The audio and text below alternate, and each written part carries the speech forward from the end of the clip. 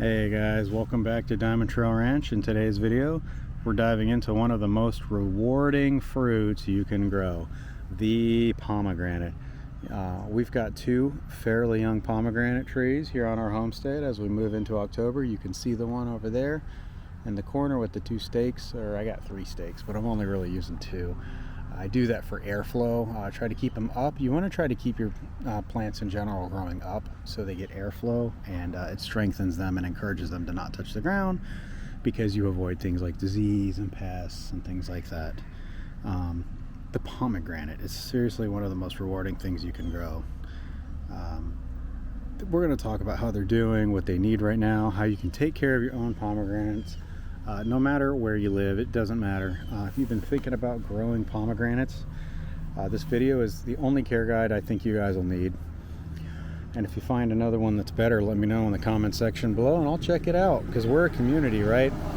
That's what we do here, is help each other out. I know I constantly look at other videos for the same topic, 10 different videos on loquats or things like that. We do have a mulch ring down there. You can see I need to top it off with some more mulch, but it keeps away the grass barrier and things like that. So here in zone 10A, right, this is a seasonal update for you. These young pomegranates are still pretty leafy and green as we're moving into fall. Tomorrow's October. They haven't fruited yet, and that's normal, because pomegranates usually take 2 to 3 years to really start producing. October is a great time to evaluate how your tree handled the summer heat. Obviously you can see these guys are handling it really well. We got some new growth still coming in. There's no disease on this guy. It's a happy pomegranate. I try to keep it off the ground. There's one that's low over there, but this guy's happy, man. You should have seen it when we first got it. I might be able to tag it on here. This guy was like inches. It was less than a foot tall when we had it. Now look at it. So it's beautiful. I apologize for the neighbor mowing across the street, so if you can still hear me, kudos. I'm kidding. It's all right. October, like I said, it's just a great time to evaluate. You want to check for yellowing leaves. You will honestly want to get ready for slower growth as winter approaches. If you're in a colder climate, your pomegranate will begin to lose its leaves and go dormant, which is totally normal. I'll say I did notice, last year ours, they were just completely dormant. Like, see how this one here has some of the stems there have no leaves? They'll start to kind of fall off, and that's okay. So why, honestly, do you want to grow pomegranates at the end of the day? Well, I'm going to tell you right now, it is an absolute superfood. It's one of the fruits that checks every box for homesteaders and gardeners in general. They're beautiful ornamental trees with bright red flowers. They're drought tolerant once established, and of course, the fruit is packed with antioxidants, vitamin C, and fiber. Plus, the seeds store well and can even be juiced for a long-term harvest. It's beautiful. I love it. That's fantastic. Now, if you're just starting out, here's what you need to know. Pomegranates thrive in full sun at least 6 hours a day. They prefer well-draining soil. There's no doubt about that. They can tolerate sandy and rocky soil, but I'll be honest with you, they do best if you mix in some compost and organic matter. That's why under here there is compost in there mixed in. The native soil has about like a 50-50 compost, horse manure, goat manure, chicken, and duck water. We use duck water as well. I pour that on here every now and then. Keeps things green with nitrogen and thriving. You don't want to plant them in low spots where water pools. That's why I try to keep this mound up for them, and the crown. The crown is very important for these guys. Young trees do well in the ground. They also adapt great to large pots if potting is your thing, which is perfect. Cold, if you live in a very cold area and need to move them indoors.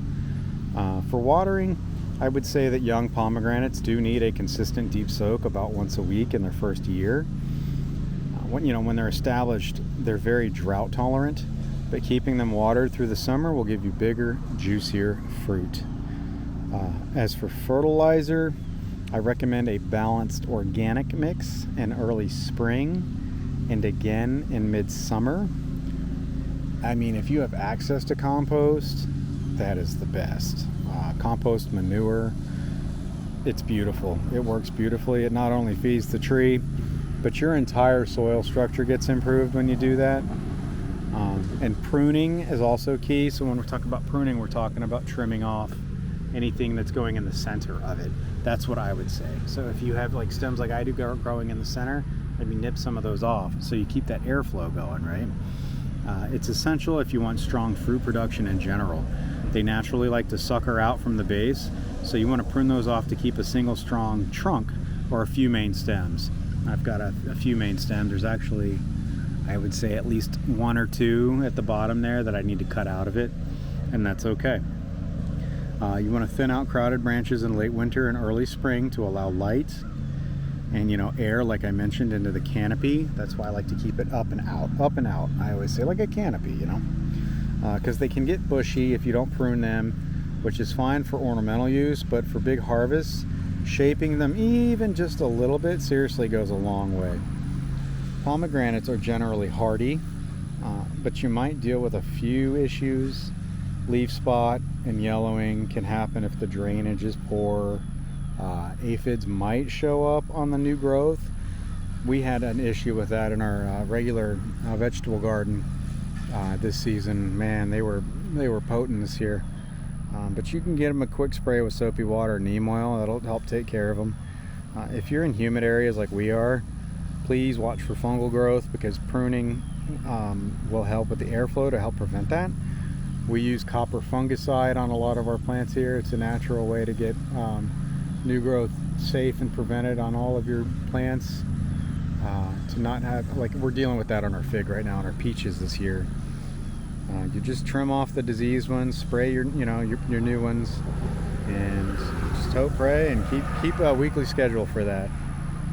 If you're having to use a fungicide, you don't want to overwater when the fruit is close to ripening on pomegranates. It's a little insider tip for you, because you can actually risk cracking your pomegranates. Consistent watering is fantastic, but I'm going to tell you right now, excessive watering is not, excess watering is not ideal. You don't want to get too excessive with these guys.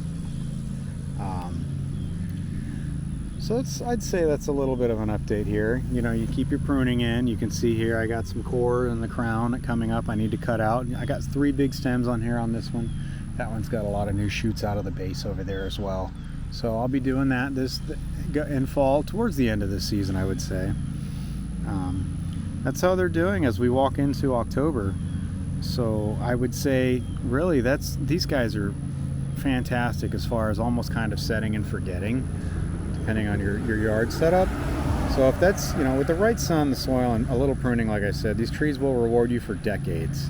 If you got any questions, let me know in the comment section below, because ours are doing great and we can help you out. We're a community. If you enjoyed this video, check out my other fruit tree guides, mulberries and more. We got blueberry videos. We have it all, peaches. So thanks for watching and happy growing.